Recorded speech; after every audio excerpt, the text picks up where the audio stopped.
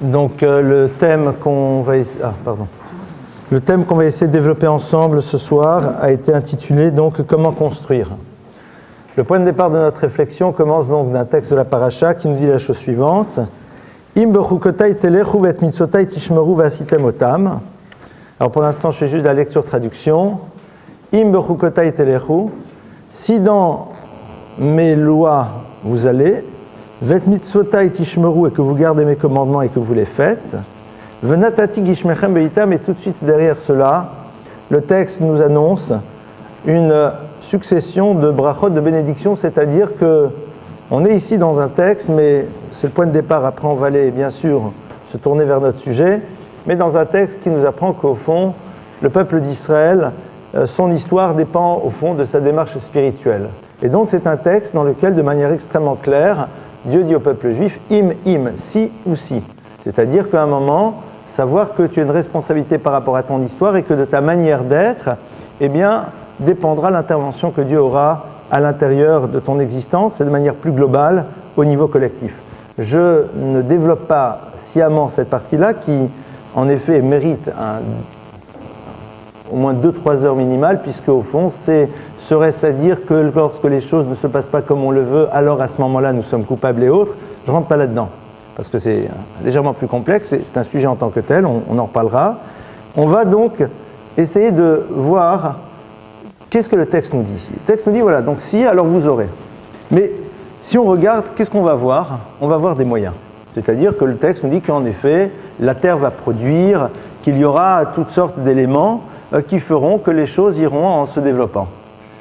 Mais si on réfléchit, à aucun moment on parle ici de l'individu.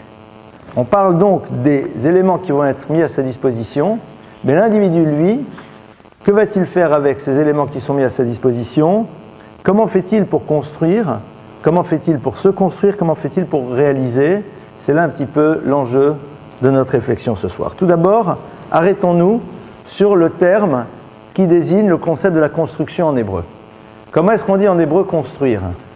Alors, la construction en hébreu, ça se dit comment ? Allez, binyan. Binyan, le verbe, c'est livnot, construire. Binyan. Et on va constater de manière assez intéressante que le terme binyan, qui veut dire construction, a exactement la même racine qu'un autre terme qui est le terme bina. Et bina, ça désigne et à la fois l'esprit du discernement, la capacité de savoir discerner entre les choses, puisque le terme bina vient de la racine bein, et bein ça veut dire entre, c'est-à-dire savoir faire la part des choses, voir entre les choses et d'autres. Et en même temps, dans la notion de bina, il y a aussi cette idée de savoir regarder et observer les choses avec attention. Et sur la base de cela, donc, les maîtres du Moussar vont nous dire que la construction que nous allons mettre en place dans notre vie, ce que nous allons construire et aussi à travers nous-mêmes, et ce que nous avons construit et réalisé dans notre existence, va commencer par une réflexion sur ces deux premiers points. Tout d'abord, la capacité de savoir faire la part des choses, mais surtout en premier lieu, l'univers de Bina, c'est-à-dire l'univers de l'observation. Qu'est-ce que c'est cette notion de Bina qui vient nous renvoyer au terme de Hitbonenut ? Hitbonenut, c'est celui non seulement qui observe, mais qui s'assoit et qui prend le temps d'analyser ce qu'il est en train de voir. Donc on reprend à nouveau les termes pour qu'on ne se mélange pas les pédales. Donc on a le terme central qui est le terme binyan. Binyan, c'est donc la construction, à partir duquel on sort le terme de bina, qui veut dire compréhension fine des choses, à travers la capacité de savoir faire la part des choses, bein, entre les choses, et en même temps, hitbonen, donc toujours les mêmes racines, qui veut dire savoir être dans l'observation. La hitbonenut, ce n'est pas juste un regard que l'on porte sur ce qui se tourne autour de nous, mais c'est prendre le temps d'observer avec attention les différents univers dans lesquels nous nous retrouvons au quotidien. Et à partir de là, on va essayer de comprendre quel est au fond le processus qui amène une chose à être construite. Mais avant tout, c'est quoi l'idée de la construction ?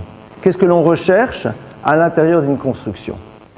Est-ce que la construction pour nous, c'est juste la projection vers quelque chose qui, une fois que cela sera là, est censé nous amener une forme de bonheur et de bien-être? C'est-à-dire, est-ce que pour nous, construire, c'est au fond être dans une situation qui sera à l'origine de sérénité, de bonheur, de joie, premier axe? Ou est-ce que la construction, ce n'est pas tant ce qu'elle va générer chez nous qui est fondamental, mais c'est avant tout ce qu'elle est en tant que telle qui a de la valeur, c'est-à-dire la raison d'être même de l'individu dans le monde. Et on a ici donc bien sûr une distinction énorme. Si en effet construire, c'est arriver à une situation qui va générer chez nous un sentiment de bien-être ou d'autre chose, eh bien, dès le moment où ce que nous avons construit ne génère pas cela, c'est-à-dire dès le moment où le retour ne correspond pas à ce que l'on a projeté et imaginé, nous pouvons penser que nous n'avons pas construit parce que les sensations que nous sommes censés ressentir au moment où nous avons construit ne sont pas présentes dans notre vie. Ou alors, nous n'imaginons pas ce que construire va provoquer chez nous, mais nous voyons l'idée même de construire comme étant la raison d'être de l'individu sur Terre.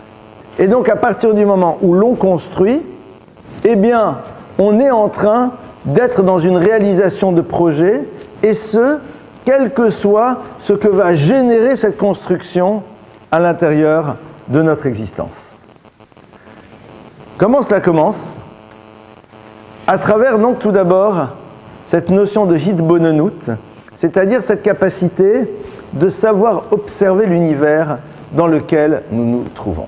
Il y a une Mishnah, il y a un texte du Talmud qui nous dit la chose suivante. Il malélonit na Torah, si la Torah ne nous avait pas été révélée, haïnu lomdim, nous aurions appris tsniout mechatul, nous aurions appris la pudeur en observant le chat, gezel minemala, nous aurions appris le vol en observant une fourmi, arayot miyona, la manière dont on doit être fidèle de la colombe. Nous aurions appris comment on se comporte dans une relation entre un homme et une femme en observant d'abord la parade du coq devant la poule. Alors c'est vrai qu'on est ici face au monde animal. Qu'est-ce que ce texte du Talmud nous apprend?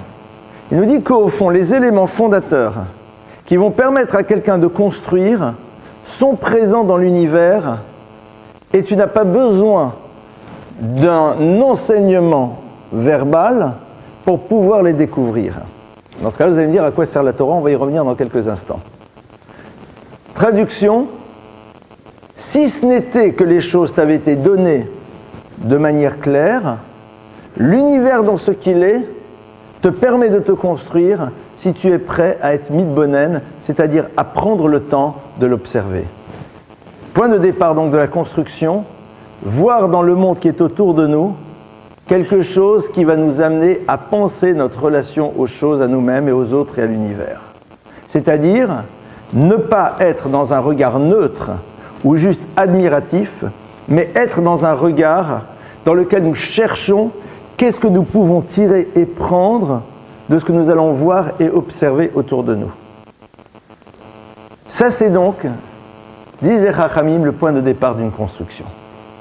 Une construction, c'est avant tout voir dans tout ce qui est autour de nous quelque chose qui participe de notre construction.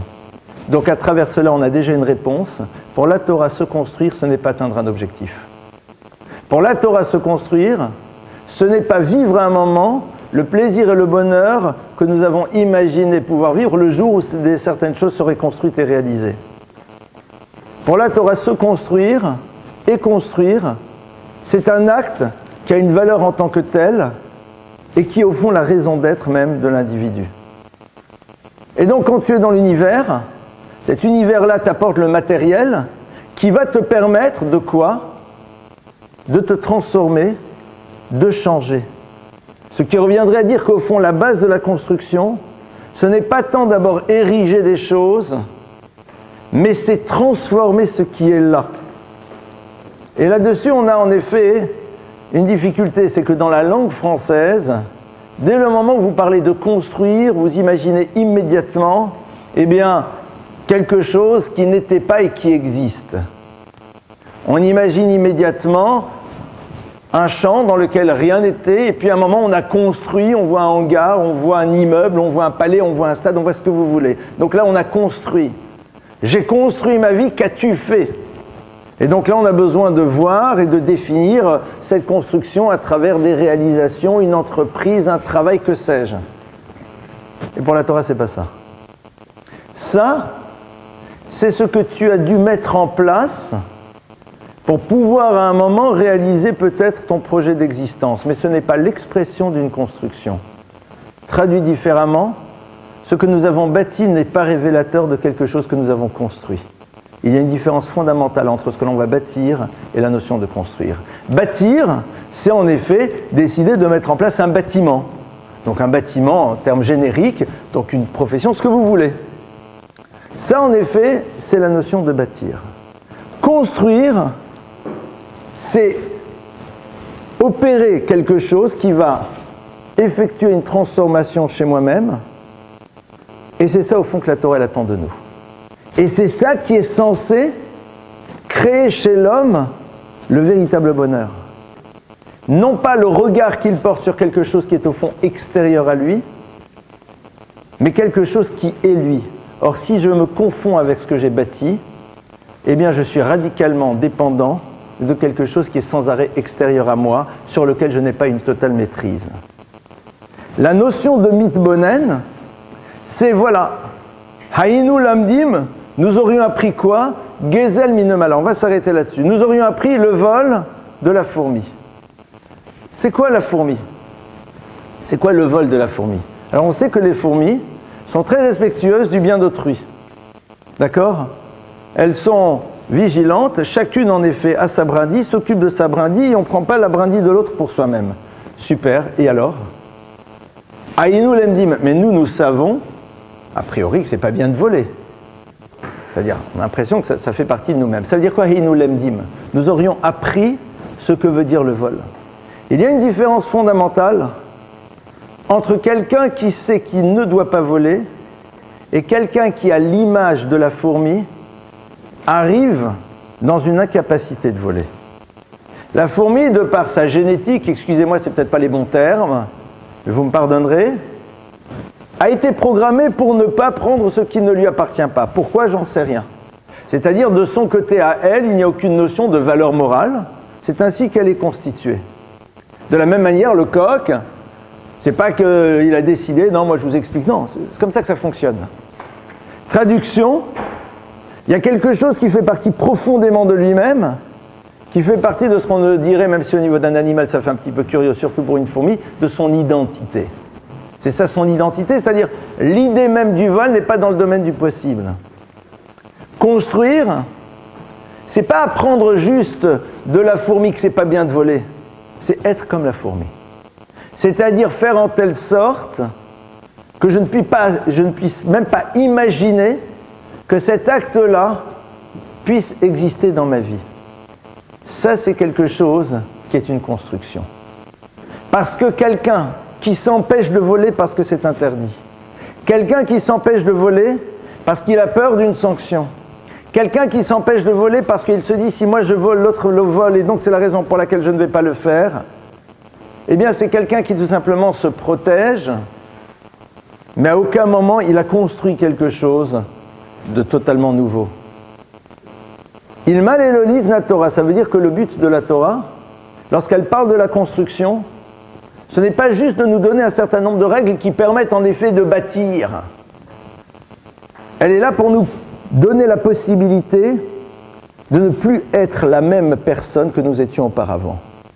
C'est-à-dire que la relation que nous avons aux choses est radicalement différente. Dans la posture que nous aurons tous les deux par rapport au vol, nous verrons peut-être la même chose, c'est-à-dire je ne prends pas, tu ne prends pas, mais tu ne prends pas parce que c'est interdit, parce que tu as peur et parce qu'au fond c'est ça se fait pas. Et l'autre, il est comme l'anémala. L'autre, il est comme la fourmi. Parce que sinon, cette Mishnah, elle est bizarre. Elle dit, si la Torah t'avait pas été donnée, alors tu aurais appris ça et ça. C'est pas la même chose. Ça veut dire que l'objectif de la Torah, il est le même. Il est celui de t'apprendre le principe du vol comme il fonctionne chez la fourmi. C'est quoi? Une impossibilité. Idem dans l'acte du coq vis-à-vis de la poule. T'amener à imaginer que tu ne peux pas penser te tourner vers l'autre si à un moment tu n'as pas été profondément dans le respect de l'autre. C'est pas possible. C'est pas que je sais que c'est important, on me l'a appris dans des cours, donc c'est la raison pour laquelle je fais. Non. C'est-à-dire qu'à un moment, c'est comme le coq. C'est-à-dire c'est là, c'est profondément là, c'est du domaine de l'inimaginable. Ça, c'est ce qu'on appelle quelqu'un qui est construit. Donc on va commencer par ce travail donc de hitbonenut, c'est-à-dire ce travail dans lequel on va apprendre à observer ce qui est autour de nous, mais avec un élément qui nous appartient à nous, qui est de savoir est-ce que nous sommes prêts à nous laisser bouleverser et à opérer derrière le travail pour nous permettre de devenir à l'image de cette fourmi. C'est-à-dire, est-ce que nous sommes prêts maintenant à nous dire, mais Akadosh Baruch Hu attend de moi que cette construction me transforme radicalement, que je ne sois plus le même être, totalement différent. Et non pas juste quelqu'un qui a juste bâti des choses, qui lorsqu'on les observe nous donne l'impression qu'il se passe en effet quelque chose de nouveau, mais celui qui est à l'origine de cette dimension de celui qui a bâti, lui-même il est toujours le même. Comment est-ce qu'on fait pour y arriver? Donc on a vu cette notion d'être bidmonen. On va revenir, si vous le voulez, à nouveau sur le terme de bina. Nous avons vu que midbonen, c'est donc être dans une démarche d'observation. Maintenant, comment est-ce qu'on apprend à utiliser cette démarche d'observation pour arriver à cette transformation profonde et radicalement différente à l'intérieur de nous-mêmes? Bina, c'est quoi? C'est l'esprit de discernement. Qu'est-ce que l'on appelle esprit de discernement? Alors pour cela, on va s'ouvrir vers un texte de la prière, que l'on dit tous les samedis soirs, qui est celui de la Havdalah, c'est-à-dire de la séparation. Vous savez que tous les samedis soirs, on dit ça Motsai Shabbat, après le Shabbat, eh bien on fait une cérémonie dans laquelle on sépare donc la journée du Shabbat des journées de la semaine qui arrive. D'accord? On signifie que le Shabbat se termine, de la même manière qu'on a signifié à travers le Kiddush que le Shabbat commence. C'est aussi important. Sachez que dans la halakha, dans la loi juive, la cérémonie de la Havdalah est aussi importante que la cérémonie du Kiddush. C'est-à-dire que dans la vie, il y a un point de départ et il y a un point d'arrivée. On démarre quelque chose et on le termine. On signifie qu'il y a le début et qu'il y a la fin. Donc dans cette Havdalah-là, on va dire un certain nombre de mots, mais, et beaucoup peut-être ne le savent pas, cette Havdalah-là, c'est-à-dire cette prière, ce n'est pas juste sur le verre de vin avec les herbes aromatiques et la lumière, non.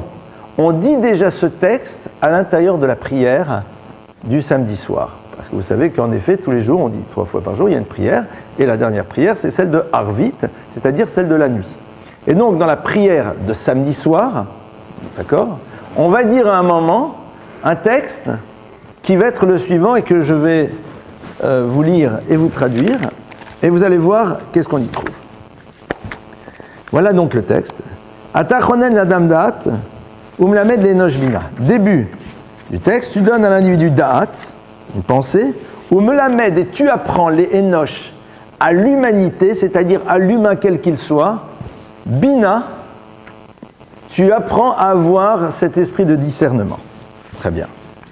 Et normalement, tous les jours de la semaine, on continue et on dit René nous meitra de Abinavaskel, je t'en prie Dieu, donne-nous par gentillesse ces capacités de pouvoir justement développer notre pensée, notre réflexion et de savoir faire la part des choses. Donc on demande en effet à Dieu qu'il augmente chez nous ces capacités. Mais samedi soir, s'il te plaît, mais samedi soir, on fait une parenthèse. On dit la chose suivante. Tu donnes à l'individu bina, donc cet esprit de discernement, et on rentre. Tu nous as donné la capacité d'être dans le savoir de ta Torah.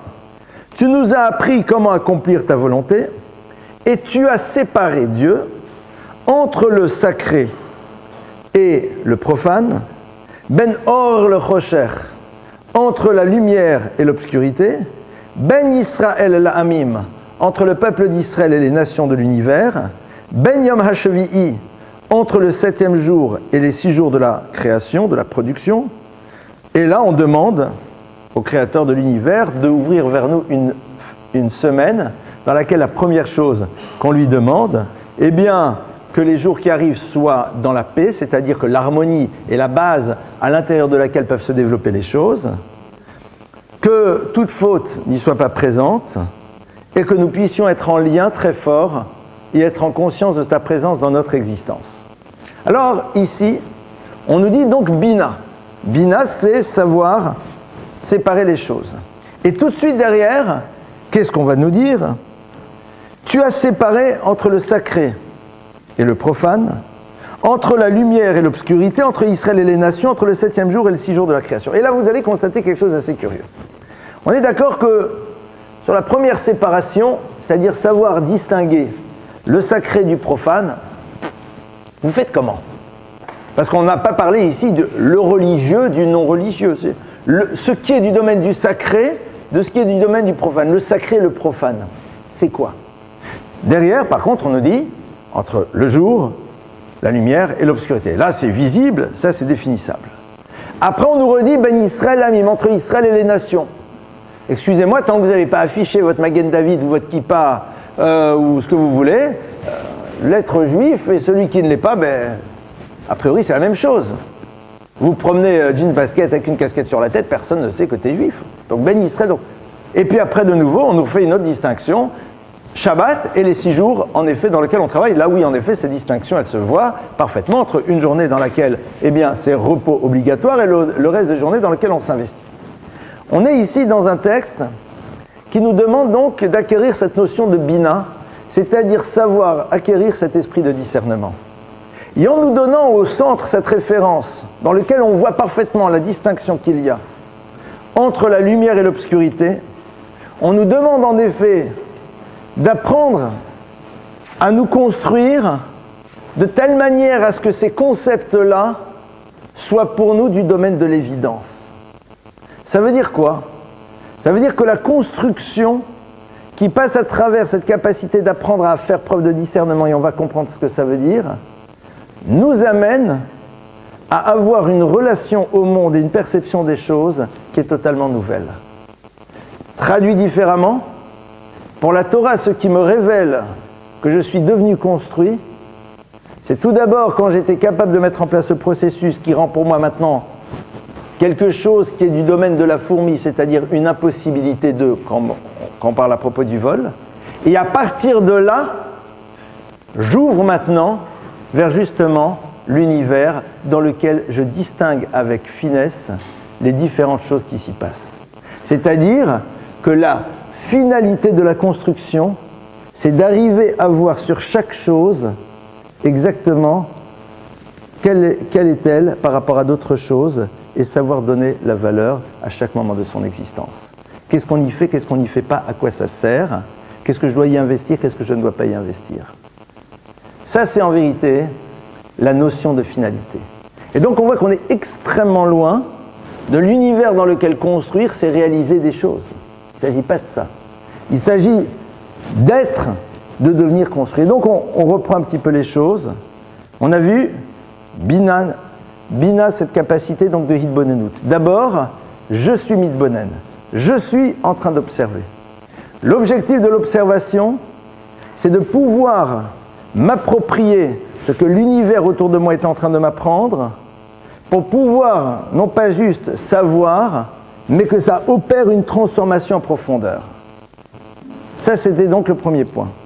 Le second point, ça va être d'arriver maintenant à développer cette notion de Bain, c'est-à-dire de Bina, d'esprit de discernement, qui va nous amener à voir de manière claire des distinctions et des choses extrêmement fines qui séparent les choses, parce que tout simplement, cette construction nous amène à cela.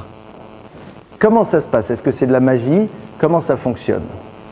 D'abord, la Hitbonenut. Observer. Observer, est-ce que c'est juste regarder autour de nous? Observer, c'est tout simplement décider qu'une fois que j'étais confronté à une chose, eh bien, il est évident que cette chose-là, puisque j'y étais confronté, elle est là pour me transformer. Je ne peux pas avoir vu quelque chose sans me poser la question de savoir qu'est-ce que cette chose est censée m'apprendre. C'est pas possible. Le processus de construction de l'être passe par une incapacité d'avoir un regard neutre sur ce qui est autour de nous. Dès le moment où on est confronté à quelque chose, immanquablement, on est là et on doit en prendre quelque chose. Et comme on l'a vu, au niveau du monde animal, les attitudes que le monde animal a doivent nous amener à faire pénétrer à l'intérieur de nous quelque chose qui est du domaine de l'évidence au niveau d'un comportement. Ah, vous allez me dire, mais on voit aussi des choses bouleversantes. On voit aussi des actes extrêmement pervers, négatifs. Alors comment je suis Midbonen? Celui qui est Midbonen s'arrête un instant et observe aussi le résultat que cela produit.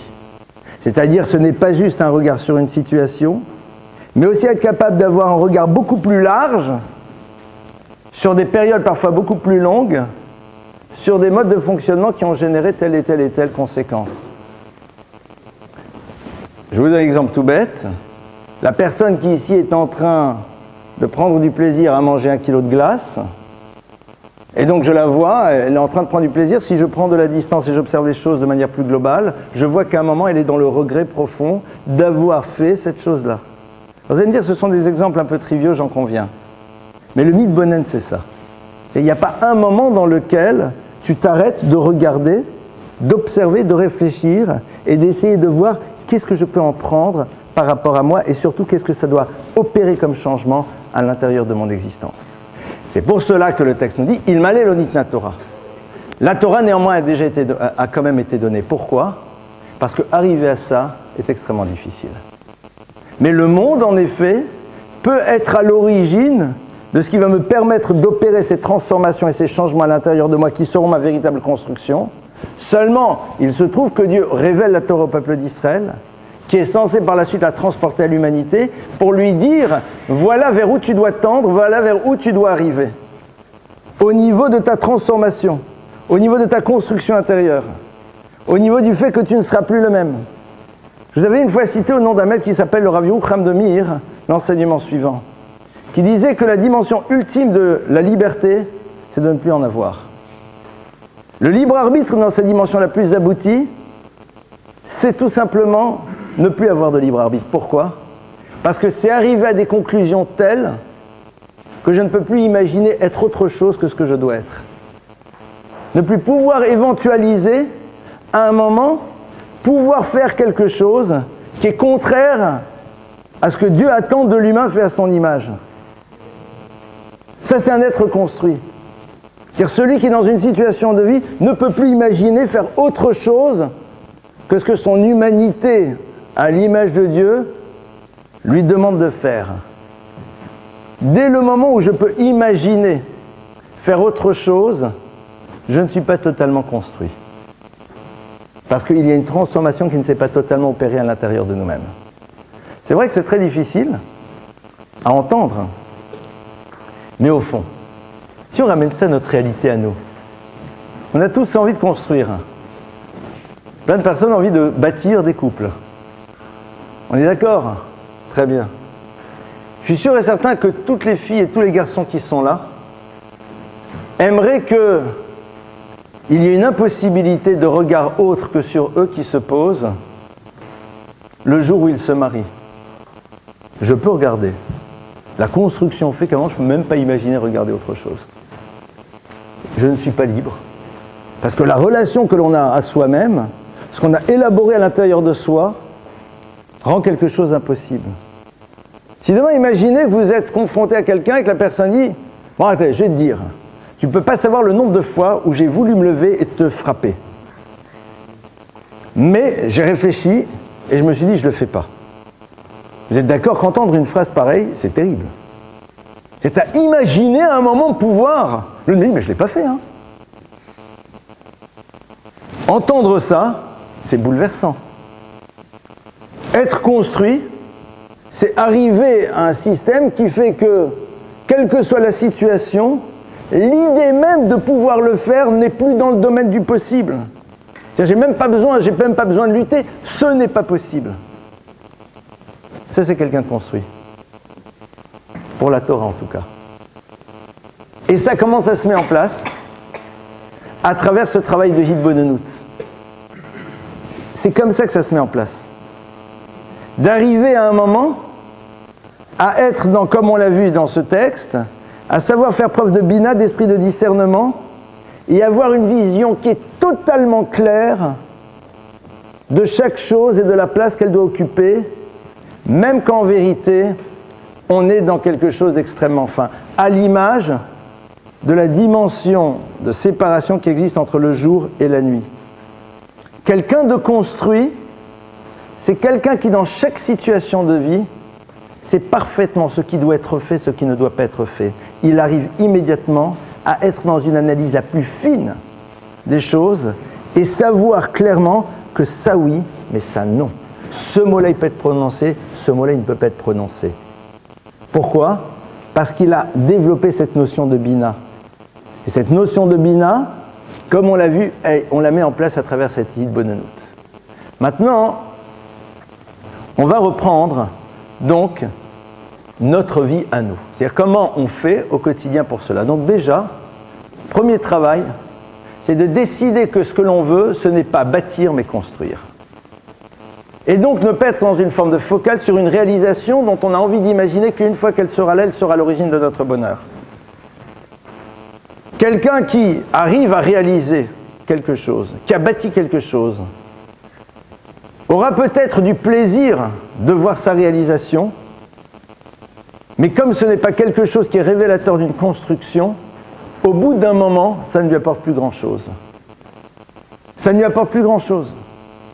Parce que ça y est, c'est là, et puis une fois que c'est là, bon ben ça y est, c'est là. Donc déjà mettre ça de côté, ne pas organiser nos énergies autour de cela. Il y a en effet nécessité de mettre en place certaines choses dans l'existence, c'est technique. Imberchukota et Telecho, Hachem me dit, alors si vous suivez mes voies, je vous donnerai, il y aura la pluie, il y aura des choses, c'est bon. Et qu'à la limite, l'enjeu il n'est pas là. La Torah est en train de dire, tu sais, si tu accomplis les mitzvot, ben, tu n'auras pas à te préoccuper de savoir comment tu vas faire pour manger, etc. Et tout sera présent. Tu ne seras pas obligé de lever une armée pour tout. Les choses que l'on bâtit seront quasiment bâties d'elles-mêmes. Ou alors tu feras un effort et brusquement ça émergera. Tout va bien. Alors je fais quoi ? C'est-à-dire, on va avoir ici la bracha, la bénédiction, qui est au fond le principe du coefficient multiplicateur. Imaginez qu'on est dans cette situation que la Torah nous décrit, qui a existé entre autres à l'époque du roi Salomon, dans lequel en effet tu investis à minima et le résultat est maxima. Vous attendez, il n'y a même plus d'angoisse à se faire, c'est-à-dire ça marche, ça fonctionne. Ça fonctionne, il y a des, à côté il y a des peuples qui veulent envahir, on leur dit non, vous venez pas, ah bon d'accord, excusez-nous. Bon, ben, alors c'est quoi la vie ? Imaginez une vie dans laquelle vous appuyez sur le bouton de ce qu'on appelle la réussite, c'est-à-dire de celle qui nous permet de bâtir des immeubles ou autre chose, et que dès qu'on appuie, ça marche. Alors au début, c'est marrant.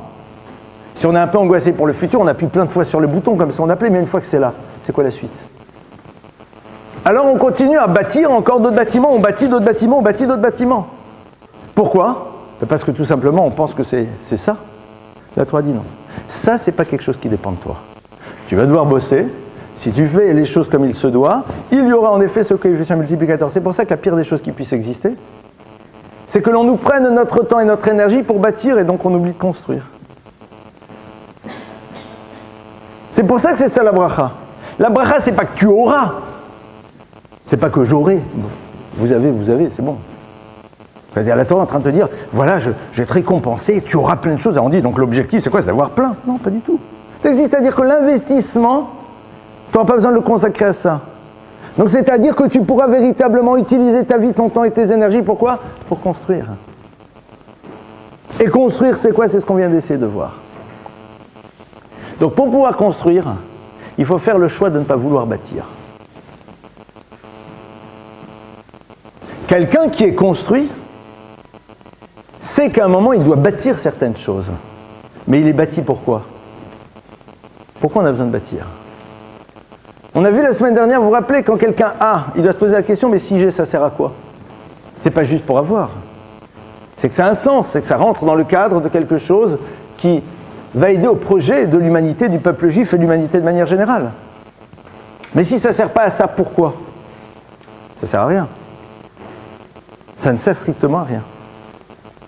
Donc, on va d'abord remettre la dimension de bâtir comme étant une forme de nécessité technique, mais qui n'est pas le support, au fond, d'une réussite d'existence. Ça, c'est déjà le premier point. Et je vais vous donner un exemple qui va vous faire, suivant vos rapports aux choses, vous angoisser ou au contraire vous faire sourire.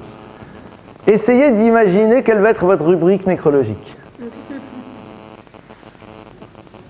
Et on met a créé le club de golf de Saint-Nom-la-Bretèche, a été celui qui a imaginé le projet des immeubles machin chouette dans machin, etc., etc.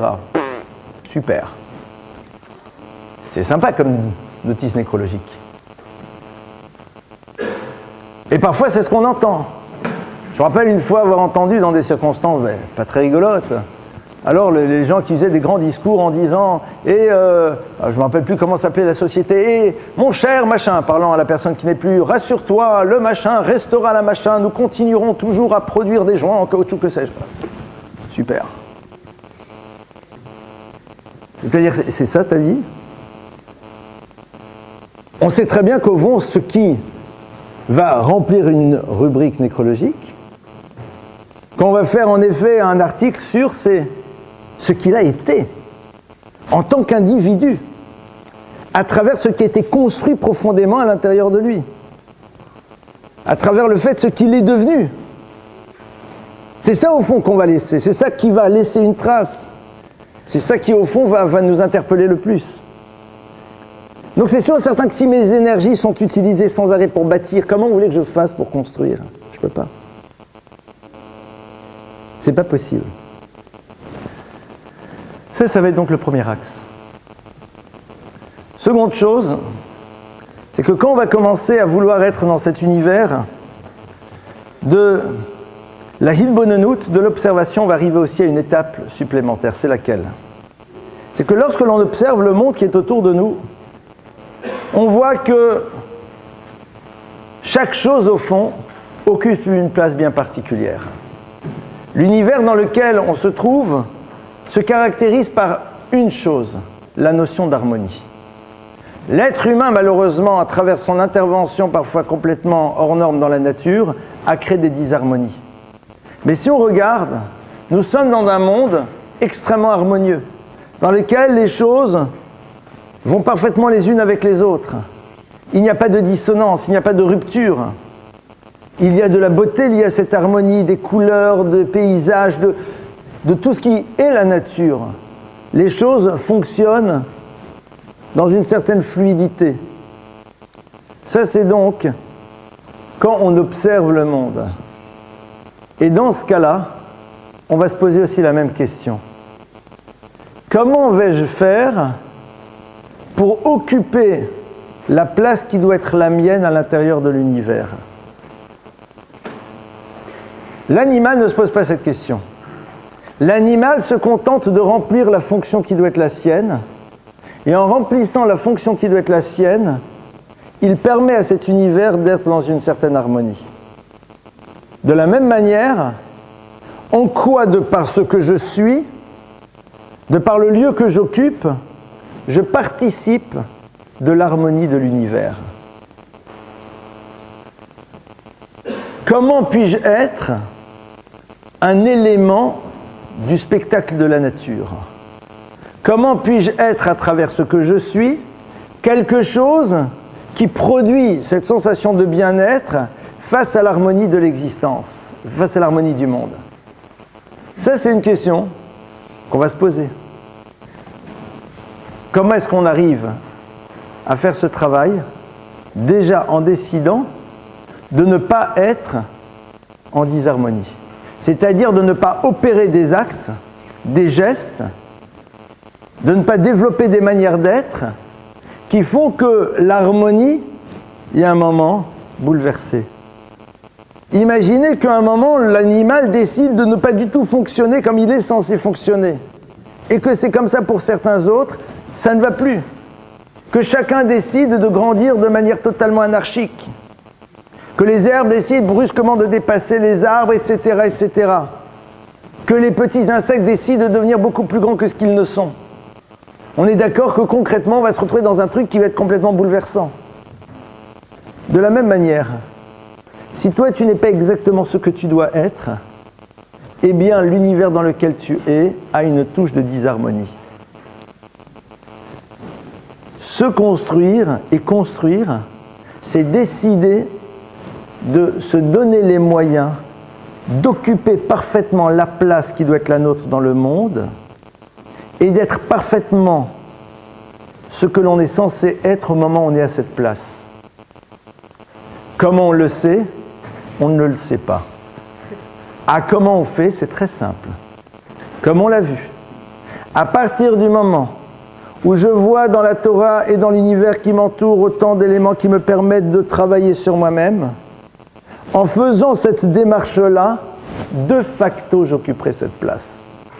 C'est-à-dire qu'à un moment, je n'ai même pas besoin de réfléchir, mais naturellement, on prend la place qui est la nôtre et on s'inscrit à l'intérieur de cette vision extrêmement belle de l'humanité. Ce n'est pas « je dois être là », je me construis. C'est quelque chose qui est un travail intérieur, comme on l'a vu. Je ne bâtis pas, du moins, je fais des choses parce que c'est nécessaire. Et immanquablement, on se retrouve là où on doit être, on produit ce que l'on doit produire et on concourt à l'épanouissement. Vous savez, c'est tout le problème de ceux qui sans arrêt recherchent une place. Alors je ne parle pas de la place au niveau du travail, on a besoin d'avoir une place pour travailler. Le problème de personnes qui disent mais quelle est ma place? Fais ce que tu dois faire par rapport à toi-même et à un moment tu te retrouveras à la place qui doit être la tienne. L'animal, il ne se pose pas la question, il est et il occupe. Et si à un moment il se pose la question, il est évident que l'insecte trouve que c'est sûrement beaucoup plus sympathique d'être à cet endroit que là où il se trouve, et donc il va y aller, et on rentre dans l'univers de la disharmonie. Chacun va occuper la place du lion. Donc tout le monde est en train de faire tout ce qu'il faut pour prendre la place du lion, et concrètement, autour, il y a un vide, et il y a une disharmonie. Ah, mais c'est a priori ça qui est bien. De la même manière que dans le monde animal et dans le monde de la nature, cette question ne se pose pas, et que les racines ne se posent jamais la question de savoir, mais au fond, est-ce qu'on ne pourrait pas être visible à l'extérieur? Parce que c'est quand même plus sympa qu'on nous voit. C'est quand même plus agréable d'être face au soleil et de voir un petit peu. Non. Elles sont ce qu'elles sont. Et c'est ce qui permet à l'arbre de grandir. Il faut être capable de faire la même chose pour nous-mêmes. Parce que si vous interviewez, et c'est ça que l'on appelle le Perek Shira, vous savez qu'il y a un texte du Talmud qui nous relate tous les chants que chantent les animaux et le monde de la nature au Créateur. Et c'est un texte qui est extrêmement profond. Et c'est quoi? Il chante. Le chant, c'est l'expression de l'aboutissement de soi-même. Chaque être se sent profondément abouti là où il se trouve, donc il chante. Le problème, c'est que nous, on ne chante pas. On ne chante pas parce que justement, on est sans arrêt en train de rechercher à quel endroit je veux être. L'animal, il se contente d'être ce qu'il doit être. Parce que de toute façon, il n'a pas le choix. Et comme on l'a vu, nous aussi, on doit arriver à un moment à une impossibilité d'être autre chose que ce que l'humain doit être. Un être humain, c'est quelqu'un qui n'imagine même pas crier. C'est quelqu'un qui n'imagine même pas, à un moment, frapper. Il sait que ça existe. Mais ça y est, c'est quelque chose qui ne rentre plus dans le monde des possibles. Et vous allez constater et observer autour de vous que ceux qui font ce travail, et ils existent, à un moment ou à un autre, de manière naturelle, on les sent comme étant source d'harmonie parce qu'ils sont parfaitement inscrits là où ils doivent être, sans avoir jamais recherché à y parvenir. D'ailleurs, quand vous parlerez un jour à des maîtres, ils n'ont jamais décidé qu'ils voulaient devenir des maîtres. On fait le constat qu'un jour ils le sont devenus. Il y a certaines personnes qui à un moment génèrent toutes sortes de choses, chacun d'entre nous. Vous leur demandez, mais vous pensiez un jour devenir? Non. Ce n'est pas un projet, ce n'est pas un objectif. Vous constatez que, moi j'ai vu en Eretz Israël que ceux qui transmettent là-bas sont des personnes qui justement ne se sont jamais posé la question de savoir est-ce qu'elles allaient transmettre. Elles ont fait ce travail par rapport à elles-mêmes de construction et à un moment elles se retrouvent parfaitement là où elles doivent être. Et au passage, c'est ça qui crée la véritable harmonie. Quand l'existence nous amène exactement dans le lieu dans lequel on doit être, parce que nous-mêmes nous avons décidé d'abord de faire ce travail dans lequel on allait se construire. Alors bien sûr, ça va beaucoup à l'encontre de tous les coachs du monde qui vont vous dire « ayez des objectifs, posez des objectifs, ta. » Oui, c'est vrai, concrètement, je suis un être humain qui a besoin de manger. Donc, comme j'ai besoin de manger, il faut que je travaille. Pour travailler, il faut que je sois recruté. Donc, pour ça, il y a un process. Mais c'est tout simplement un élément technique. Et malheureusement, ça marche un peu plus difficilement. Pourquoi? Parce qu'on n'est pas encore dans l'histoire de Bechukotai dans lequel, tu appuies sur le bouton, ça arrive. Mais va plus loin, mon frère. Dans cette nécessité d'investir pour bâtir, parce qu'on n'a pas le choix, tu rencontres l'univers. Et c'est là où tu dois te dire, si Akadosh Baruch Hu fait que je passe par ces étapes, c'est que nécessairement elles sont des éléments de ma construction. Et donc de la même manière que quand tu vas voir la fourmi dehors, tu l'as vue, elle est passée devant toi, et donc à ce moment-là, je prends ce qu'elle est censée m'apprendre. De la même manière, si pour arriver à bâtir quelque chose, je suis obligé de passer à travers un certain nombre d'étapes, ces étapes que je traverse doivent être autant d'éléments qui participent de ma construction. Ça serait dommage de gâcher toutes ces rencontres, ça serait dommage de gâcher toutes ces situations et de ne pas vouloir en faire autant d'éléments de la nature qui sont là pour participer de notre construction intérieure. Souvent on dit oui, à travers cette épreuve, je me suis construit, je suis devenu plus fort et tout. Pourquoi pas? Mais pour la Torah, c'est pas de ça dont il s'agit. Oui, en effet, dans la difficulté, tu étais obligé de mobiliser quelque chose et donc tu as découvert que tu avais ce potentiel à l'intérieur de toi, c'est génial. Mais tu n'as pas rajouté quelque chose de nouveau. Il n'y a pas quelque chose de nouveau qui a émergé. Tu as découvert quelque chose qui était ton monde des possibles et tu l'as mis en place. Par contre, tu as vu une situation et brusquement cette situation-là, parce que tu es mitbonen, t'amène à réfléchir et à penser où j'en suis moi par rapport à ce concept. Quel est le concept qui se dégage? Quelle est l'idée au fond qui se retrouve derrière cette fourmi et derrière cette situation de vie? Et à partir de là, on commence à l'intégrer à l'intérieur de soi. À partir de ce moment-là, on commence à faire un travail pour s'approprier cette notion et la faire pénétrer à l'intérieur de nous-mêmes. Et donc au fond, c'est ça qui est génial. C'est que même quand on est dans un process dans lequel on est en train de bâtir, parce que techniquement parlant, on a besoin de le faire, on peut au même moment se construire, voire même, parfois, certaines étapes nécessaires pour se bâtir n'ont leur sens que dans la mesure où Dieu nous propose de pouvoir nous construire. Et si parfois nous arrivons à nous construire, nous n'avons plus besoin de ces étapes qui sont présentes quand on cherche à se bâtir. C'est ça qui est extraordinaire. C'est que si à un moment, ce travail d'apprentissage, de Hitbonenut, on l'a fait, on n'a plus besoin de certaines étapes. Pourquoi? Parce que parfois même certaines étapes nécessaires pour se bâtir, eh bien, avaient souvent comme raison d'être l'enseignement qu'elles devaient nous apporter pour nous. Parce que si véritablement tu es quelqu'un qui a un ma'amine, c'est-à-dire si on rentre dans l'univers de la personne qui est dans la croyance, Akadosh Baruch Hu, est-ce qu'il a vraiment besoin de me faire passer par l'étape A, B ou C? Non. Il peut me faire passer directement de A à W. Mais l'étape B, C, D, etc., à quoi elles servent? À partir du moment où elles sont là, c'est qu'elles me permettent d'être mis de bonne haine, de les observer et de m'en servir pour me construire. Si on est capable de le faire, alors d'abord on en tire l'essentiel, mais si en plus on n'a pas besoin d'avoir ces étapes pour réussir à le faire, alors ces étapes n'auront plus leur raison d'être. Voilà quelques idées, je ne sais pas si j'étais très clair ce soir, j'ose espérer que oui, que vous ressortez avec une idée un peu plus claire de cette notion-là, qui n'est pas simple, enfin qui est très simple en même temps. Et maintenant, il est quelle heure? Ben, c'est à vous les questions. Oui. Je vous excuse. Mais reposez encore. Vous apprenez la Torah ce soir. Vous l'avez dit la semaine dernière. Voilà. Et là, est-ce que finalement, construire ce sont des explications que vous avez données, et notamment en nous rapportant un fait, oui, on peut, est-ce que finalement la Torah nous apprendrait, nous enseigner que construire, ça serait tendre vers l'idée, alors que dans la Galoute, construire, c'était apprendre vers l'idée. Alors, la phrase est belle, mais... Non, elle est jolie. C'est joli. Alors, je n'irai pas dans votre direction. Pourquoi? Parce que l'inné... Quand vous imaginez ne pas voler, c'était naturel. Et, non?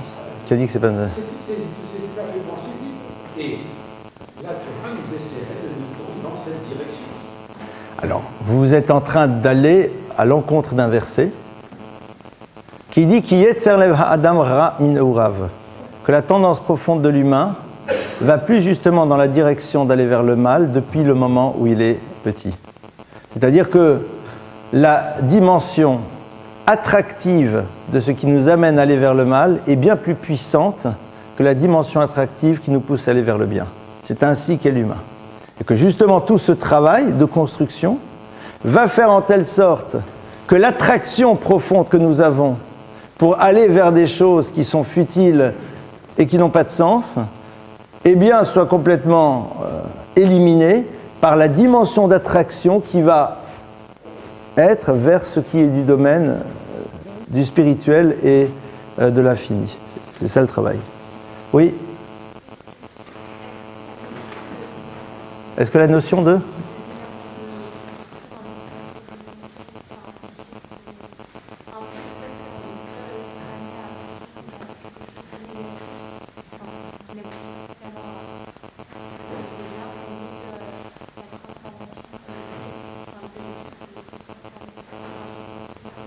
Alors, est-ce que là, juste le début, non, juste le début de votre question, répétez-la moi juste. Et bâtir.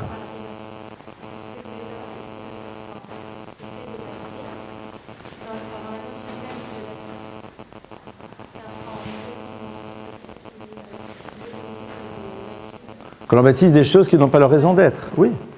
Mais c'est pas nécessairement bâtir. C'est pas nécessairement quelque chose qui est négatif. Parfois, le fait de bâtir en permanence, c'est l'élément qui nous empêche d'être dans la construction. Et donc, dans un second temps, de savoir même quoi faire de ce que l'on a bâti. C'est ça qui est dramatique. C'est-à-dire qu'à un moment, on a bâti, mais on ne sait même pas qu'est-ce qu'on en fait. Quelqu'un qui travaille donc sur cette nécessité de bâtir, parce qu'il faut bien bâtir une parnassa, bâtir une famille, enfin, ce genre de choses, mais qui, en parallèle, et sans arrêt dans cette démarche de construction, immanquablement voit dans ce qu'il a bâti à quoi ça sert, quel est le sens. Et il fait la part des choses, il sait clairement que la raison d'être d'une chose, elle est là pour ça. Et donc à partir de là, il rentre dans une démarche d'harmonie. Oui ?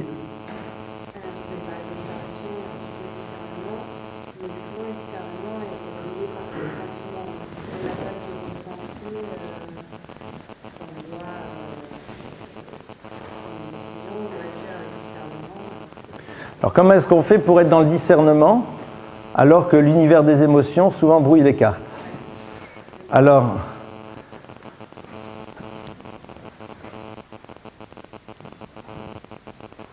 je reprends la fourmi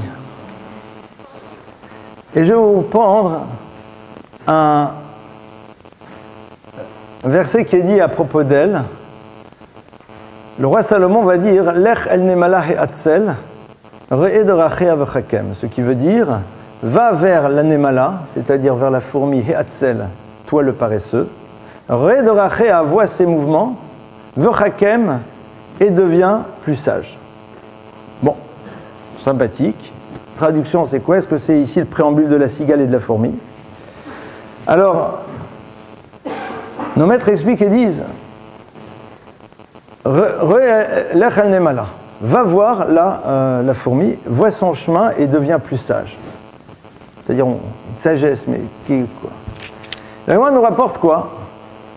Que la fourmi, en vérité, elle n'a pas besoin de beaucoup pour manger. Et sa vie n'est pas très longue. Et pourtant, sans arrêt, elle est en train de prendre et d'amasser, de prendre et d'amasser. Pourquoi? Moi, nous dit parce que la fourmi se dit, bien sûr, on est ici dans une série d'images. La fourmi se dit, mais peut-être que Dieu va décider que je vais vivre 70 ans. Et que donc, dans ce cas-là, autant avoir des provisions. Qu'est-ce que les Chachamim veulent nous apprendre et surtout quel est le rapport avec ta question? A priori, pour l'instant, tu ne le vois pas. Les Chachamim nous apprennent qu'en vérité, dans la vie, il y a deux types de regards. Il y a un regard et il y a une vision. Et il y a certains qui ont un regard mais qui n'ont pas de vision. Ça veut dire quoi avoir un regard sans vision? C'est tout simplement s'arrêter à la réalité à laquelle nous sommes confrontés maintenant et ne pas imaginer quelque chose qui va au-delà de l'imaginable. Quel rapport y a-t-il avec l'univers des sentiments? L'univers des sentiments circonscrit généralement notre regard à l'instant et nous empêche justement de nous lancer dans une perspective. Au fond, c'est le problème. J'ai envie de dire que celui qui est guidé par ses sentiments, il est à l'image de celui que l'on appelle le paresseux, c'est-à-dire qui a un regard sans vision. Pourquoi? Parce que de facto, il va limiter les choses au cadre dans lequel il se trouve et au moment dans lequel il est en train de vivre. Alors comment est-ce qu'on fait pour mettre ça de côté? Comment est-ce qu'on fait pour mettre ça de côté? Et comment est-ce qu'on fait pour justement avoir ce regard avec une vision, c'est-à-dire s'extraire de ce qui limite mon regard sur l'instant T à travers ce que je ressens? Comment est-ce qu'on fait? Pour cela, j'ai un truc. C'est rare, hein? Et ce truc, il est très simple. C'est de décider que ces sentiments, ils vont habiter un moment particulier de notre vie. C'est quoi? C'est le moment de la prière. La tfila, c'est quoi? C'est le moment dans lequel on exprime à travers tout ce que l'on ressent. Et je me sens mal, et je me sens bien, etc., etc., etc., etc. Donc, c'est-à-dire, on se libère de tout ce qui est du domaine des sentiments en parlant, en dialoguant avec Akadosh Baruch Hu. Et une fois que ça a été exprimé à ce moment-là, on peut avoir peut-être un regard différent. Néanmoins, c'est vrai que quand parfois on est trop pris par l'univers des sentiments, alors on a besoin d'un maître qui est là pour justement dire, bon d'accord, tu ressens, super, bon maintenant concrètement. C'est-à-dire, mettre de côté cette dimension-là et se ramener à la réalité des choses. Dans la famille de mon épouse, il y a là un ou deux oncles qui en 1942 étaient donc dans un wagon, bien fermé, avec entre autres le Rav de la ville qui était donc le Rav Rothenberg qui au passage est le grand-père donc du Rav Rothenberg qui est à Paris. Et ce Rav était là-bas. Il était déjà plus très jeune, mais un maître, il a un regard et une vision. Et avant de partir, au moment où il monte dans les wagons, qu'est-ce qu'il a caché dans ses bottes? Une scie. C'est-à-dire qu'il part de chez lui, à quoi il pense? Certains auraient pris des louis d'or, lui il a pris une scie. Un regard avec une vision. Et à un moment, il a vu donc, il y avait là-bas son oncle qui était juste à ses côtés, qui était jeune. Il a sorti la scie, il leur a dit, prenez, sautez-vous. C'est-à-dire qu'à un moment, il a regardé, prenez et vous sautez. Et ils ont sauté, c'est pour ça que je les connais, enfin maintenant ils ne sont plus de ce monde.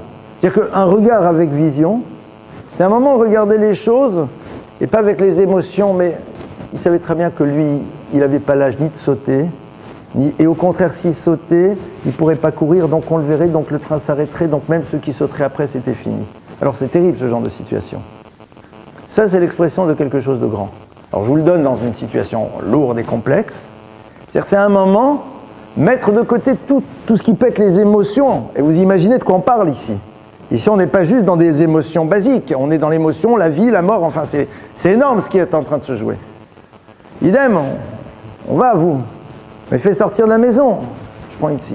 C'est un moment, j'imagine que nécessairement on ne va pas m'amener en colonie de vacances et que j'ai besoin de prendre avec moi mon chéquier pour pouvoir m'acheter des sucettes. Non, c'était clair. Donc de quoi on a besoin maintenant? De choses qui permettent de créer une ouverture. C'est quoi, c'est une scie? Je prends ma scie. Il y a quelque chose de complètement, si on réfléchit, c'est quelque chose de complètement fou. Mais c'est ça au fond. À un moment, avoir réussi à construire une vie dans laquelle, à un moment, on décide que les émotions, on les met de côté. Maintenant, ça ne se fait pas du jour au lendemain. Oui? J'ai pas compris, j'ai pas retenu comment on arrive à trouver sa place. Parce que la fourmi, elle est programmée pour faire certaines choses et pas d'autres. Mais nous, comme on a notre libre arbitre, tant qu'on n'est pas un grand raham, mais on peut tous le devenir. On n'est plus au degré d'être à avoir abouti la liberté et plus de libre arbitre parce qu'on sait directement ce qu'il faut faire. Comment on la trouve cette place? Cette place, elle s'ouvre au fur et à mesure qu'on est dans ce processus. C'est-à-dire que, exact. C'est-à-dire que les choses s'organisent au fur et à mesure qu'on est dans ce processus. C'est-à-dire que ce processus, immanquablement, nous guide. Et vous savez, il n'y a rien de mieux que l'expérience. Le problème, c'est que, justement, dans un monde dans lequel il faut bâtir, on ne demande pas de construire. Et comme on n'est pas en train de construire, donc sans arrêt, on est en train de bâtir, ça marche ou ça ne marche pas, mais même si ça marche, on sait ou pas, on cherche sans arrêt notre place. Donc, c'est sûr que c'est une vision qui est radicalement différente des choses. Comme je le dis, bâtir, c'est technique, c'est nécessaire. Mais voilà, messieurs, voilà, donc qu'est-ce que je fais techniquement? Mais en même temps, il y a cette démarche de construction qui nous amène lentement mais sûrement à occuper la place qui doit être la nôtre. Et ça, c'est valable pour tout le monde. Et comment est-ce qu'on sait qu'on est en train de l'occuper? C'est parce que tout simplement, il y a une forme d'écho qui se met en place, une forme de résonance. Et la place qui va être la nôtre, c'est pas nécessairement une place de quelqu'un qui réalise. Ça va être la place de quelqu'un qui a inscrit à l'intérieur de lui une dimension spirituelle et qui, de par la place qui va être la sienne, va irradier dans l'univers dans lequel il se trouve. C'est-à-dire, il y a des personnes qui sont à leur place et qui ne font rien, mais qui se contentent d'être. Enfin, ils font des choses. Parce qu'à travers cette démarche de construction intérieure, eh bien, ils se sont, Hachem a fait en telle sorte qu'ils deviennent véritablement cette rose, et que cette rose soit exactement là où elle doit être, et que viennent à proximité de cette rose tous ceux qui ont justement besoin d'humer son parfum et de s'en remplir. C'est comme ça. Et quand on regarde un petit peu les choses en distance, c'est incroyable quand on fait le constat. Quand le clan d'Israël s'est toujours construit de cette manière, et regardez, tous ceux et toutes celles qui, à un moment ou à un autre, inscrivent à l'intérieur du peuple juif quelque chose, et pas nécessairement un enseignement, quelque chose, sont des personnes qui n'ont jamais cherché à le devenir. Et celui qui cherche à le devenir, eh bien, il y a de fortes chances qu'il n'occupe pas sa place parce qu'il a imaginé sa place comme étant un lieu dans lequel il devait exister, alors qu'en vérité, s'il s'était construit, il se serait retrouvé là où il aurait dû être. Ça. Donc vous avez des personnes, d'ailleurs on le voit, vous avez des personnes qui ont été dans une direction, qui y sont, et qui au fond ne se sentent pas bien là où ils sont. Pourquoi? Parce que tout simplement, ils ont fait dépendre, et ils ont décidé, c'est ça que je dois être. Non, c'est pas ça que tu dois être. C'est pas ça que tu dois être. Maintenant, tu dois bâtir techniquement, alors fais-le. Parce que tu dois être, c'est peut-être quelque chose, c'est complètement ailleurs que ça se situe. Autre question? Oui.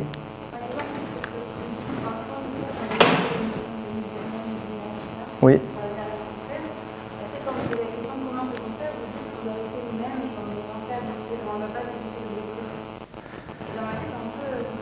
Alors, pardonne-moi, tu as fait un résumé un peu rapide, j'entends ce que tu dis.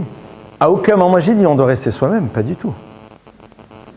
C'est-à-dire, on doit en effet, dans cette Hidbonenout, ce travail d'observation, réfléchir en quoi tout ce que l'on voit, tout ce que l'on vit, doit nous amener à faire un travail sur nous-mêmes. Donc, mais c'est évident, au contraire, ça ne s'arrête pas. Ça ne s'arrête jamais parce que chaque situation de vie, chaque rencontre est là comme étant un lieu de hitbonenut qui doit nous amener à effectuer un travail en profondeur sur nous-mêmes. Seulement, à aucun moment je me dis, j'ai un objectif de ceci, cela. Alors bien sûr, pour bâtir, j'ai besoin de poser des objectifs. C'est évident. Donc je sais très bien que si je reste un grand coléreux, ça va être une catastrophe. Si je n'apprends pas à sourire aux gens, ça va être une grande catastrophe. Donc, pour bâtir, il va falloir que je fasse un certain nombre de choses. Mais le grand problème, c'est quoi? C'est que si je fais ces choses juste pour bâtir, une fois que j'ai bâti, je m'arrête. Celui qui est en effet dans cette dimension de Midbonen, il est sans arrêt dans ce mouvement de travail et de construction intérieure. Ça ne s'arrête jamais. Et il voit d'ailleurs dans toutes les situations de vie plein de choses qui peuvent l'amener à réfléchir et qui peuvent l'amener à construire quelque chose de nouveau à l'intérieur de lui-même. C'est bon au niveau des questions? Très bien, je vous souhaite Shavuot Tov à toutes et à tous. Et Bezrat Hashem à la semaine prochaine.